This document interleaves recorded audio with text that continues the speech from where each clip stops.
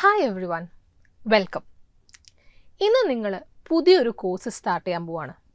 But ഒരു course start ചെയ്യുന്നതിന് മുന്നേ തന്നെ അതിൻ്റെ സിലബസ് എന്താണ്, എന്തൊക്കെയാണ് നിങ്ങൾ പഠിക്കാൻ പോകുന്നത് എന്നറിഞ്ഞു കഴിഞ്ഞാൽ കുറച്ചും കൂടി ഒരു എക്സൈറ്റ്മെൻറ്റ് കൂടും എന്നാണ് ഞാൻ വിശ്വസിക്കുന്നത്.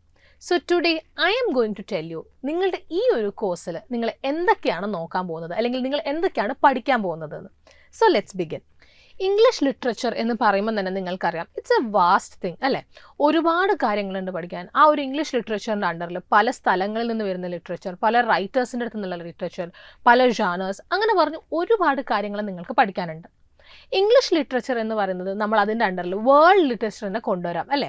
ആ ഒരു ലാംഗ്വേജിൽ എഴുതുന്നത് ഒഴിച്ച്, അതായത് ഇപ്പം മലയാളം ലിറ്ററേച്ചറൊക്കെ മലയാളത്തിൽ എഴുതുന്നതാണെന്ന് നമുക്ക് പറയാതെ തന്നെ അറിയാം. എന്നിരുന്നാലും ഇംഗ്ലീഷിൽ എഴുതുന്ന ഒരുപാട് മലയാളം റൈറ്റേഴ്സ് ഉണ്ട്, ഇംഗ്ലീഷിൽ എഴുതുന്ന ഒരുപാട് ജാപ്പനീസ് റൈറ്റേഴ്സ് ഉണ്ട്, ചൈനീസ് റൈറ്റേഴ്സ് ഉണ്ട്. അങ്ങനെ നോക്കുകയാണെങ്കിൽ വേൾഡ് ലിറ്ററേച്ചറിൻ്റെ ഒരു മേജർ ചങ്ക് തന്നെ ഇംഗ്ലീഷ് ലിറ്ററേച്ചർ ആണ് എന്നുള്ളത് നമുക്ക് പറയാം. അതിൻ്റെ അണ്ടറിൽ തന്നെ, ഈ ഒരു വേൾഡ് ലിറ്ററേച്ചറിൻ്റെ അണ്ടറിൽ തന്നെ പല ജാനേഴ്സും വരുന്നുണ്ട് അല്ലേ. ഡ്രാമ വരുന്നുണ്ട്, ആൻഡ് ഡ്രാമേൻ്റെ അണ്ടറിൽ ഒരുപാട് കാര്യങ്ങൾ വരുന്നുണ്ട്. റൊമാൻറ്റിക് കോമഡി, ട്രാജഡി, പോയട്രി വരുന്നുണ്ട്, അതും പല ടൈപ്സ് വരുന്നുണ്ട്. പ്രോസ് വരുന്നുണ്ട്, ഫിക്ഷൻ വരുന്നുണ്ട്, നോൺ ഫിക്ഷൻ വരുന്നുണ്ട്. അപ്പോൾ അങ്ങനെ ഒരുപാട് കാര്യങ്ങൾ, ഒരുപാട് ടൈപ്സ് ഓഫ് ലിറ്ററേച്ചർ നമുക്ക് അവൈലബിൾ ആണ്.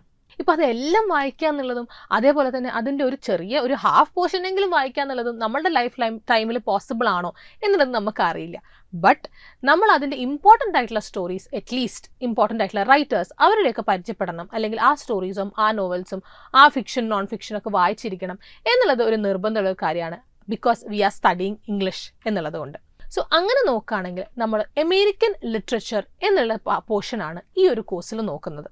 സോ അമേരിക്ക എന്നുള്ള കൺട്രിയിൽ നിന്ന് ഒറിജിനേറ്റ് ചെയ്തിട്ടുള്ള ലിറ്ററേച്ചറിനെ പറ്റിയാണ് ഈ കോഴ്സിൽ നമ്മൾ പഠിക്കാൻ പോകുന്നത്. So in BEGC-105 American literature, you are not going to study the whole thing, but you are going to look at the most important works. അങ്ങനെയാകുമ്പം നിങ്ങൾക്ക് അത് ആ ലിറ്ററേച്ചറിനെ പറ്റിയിട്ടുള്ള ഏകദേശം ഒരു ഐഡിയ കിട്ടും. Then you can feel free to read other works written by the same authors or by the others. So let's see എന്തൊക്കെയാണ് നമുക്ക് പഠിക്കാനുള്ളത്. ഇവിടെ നിങ്ങൾ കാണുന്നത് നിങ്ങളുടെ ഈ കോഴ്സിൻ്റെ ഒരു ബ്ലൂ പ്രിൻ്റ് ആണ്. അതായത് നിങ്ങൾക്ക് 4 ബ്ലോക്സ് ആണുള്ളത്, and we are concentrating on each writer അല്ലെങ്കിൽ ഒരു ജോണർ. അതിൻ്റെ അണ്ടറിൽ നിങ്ങൾക്ക് അവരുടെ ഫേമസ് റൈറ്റിംഗ്സ്, അല്ലെങ്കിൽ പോയറ്റ്സ്, ഷോർട്ട് സ്റ്റോറി റൈറ്റേഴ്സ്, ഇവരെ കുറിച്ചൊക്കെയാണ് നിങ്ങൾക്ക് ഡീറ്റെയിൽഡ് ആയിട്ട് പഠിക്കാനുള്ളത്. നൗ അമേരിക്കൻ ലിറ്ററേച്ചർ എന്ന് പറയുമ്പം തന്നെ one of the most important writer എന്ന് പറയുന്നത് ആർതർ മില്ലർ ആണ്. ആർതർ മില്ലറിൻ്റെ All My Sons is the must read. So നമ്മളുടെ ഫസ്റ്റ് ബ്ലോക്കിൽ തന്നെ നമ്മൾ ആർതർ മില്ലറിൻ്റെ ഓൾ മൈ സൺസ് ആണ് പഠിക്കുന്നത്. ചില ആൾക്കാർ ഈ സ്റ്റോറി അറിഞ്ഞിട്ടുണ്ടാവും, because it has been made into a movie.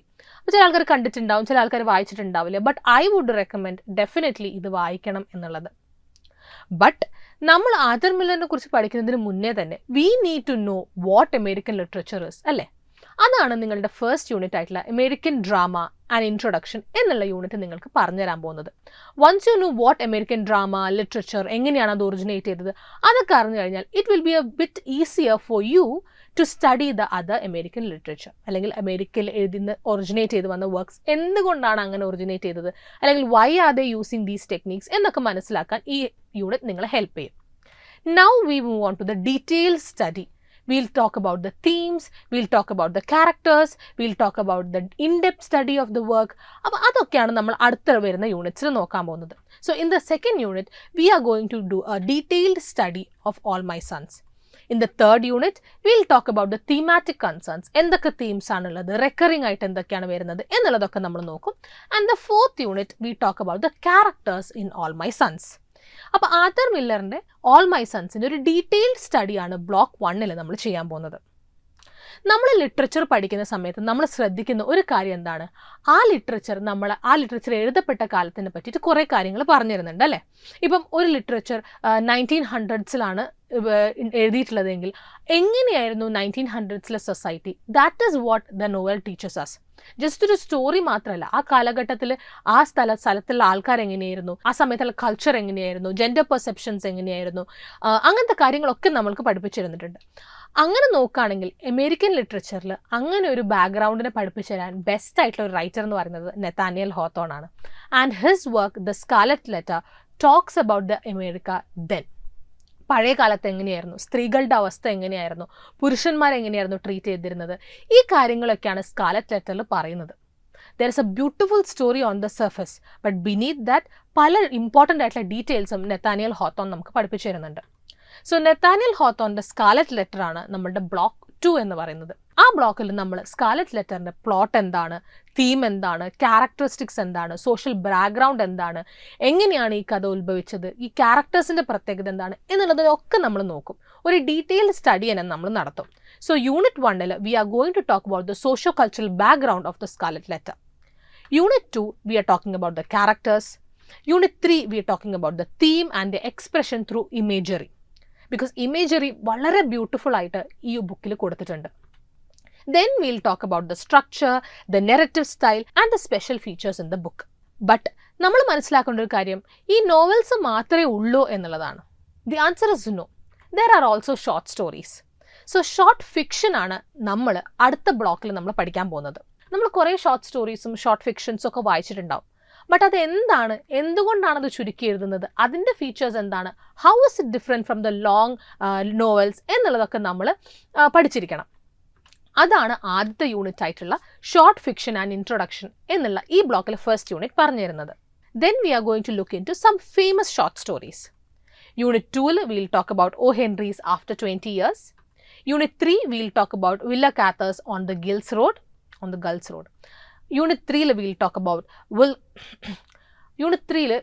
about Willa Cather's on the Gulls Road. And last 4th unit നമ്മൾ Ernest Hemingway's The Snows of Kilimanjaro നോക്കും. So ഇതൊക്കെ എന്ന് പറയുന്നത് ഫേമസ് ആയിട്ടുള്ള ഷോർട്ട് ഫിക്ഷൻസ് ആണ്. But there are so much more and feel free to read them. ഈ genres അല്ലാതെ അന്നും ഇന്നും വളരെ പോപ്പുലർ ആയിട്ട് നിൽക്കുന്ന വേറൊരു ജാനർ കൂടിയുണ്ട്. It's poetry. So in the last block, we cannot end this course without learning poetry. അപ്പോൾ ലാസ്റ്റ് ബ്ലോക്ക് എന്താണ്, അമേരിക്കൻ പോയിട്രി ആൻഡ് ഇൻട്രൊഡക്ഷൻ ആണ്. നമ്മൾ വളരെ ഡീറ്റെയിൽഡ് ആയിട്ട് നോക്കുന്നില്ല, ബേസിക് ആയിട്ടുള്ള കാര്യങ്ങൾ അറിഞ്ഞിരിക്കണം. അതുകൊണ്ട് അതാണ് നമ്മൾ പഠിക്കാൻ പോകുന്നത് ഈ ബ്ലോക്കിൽ.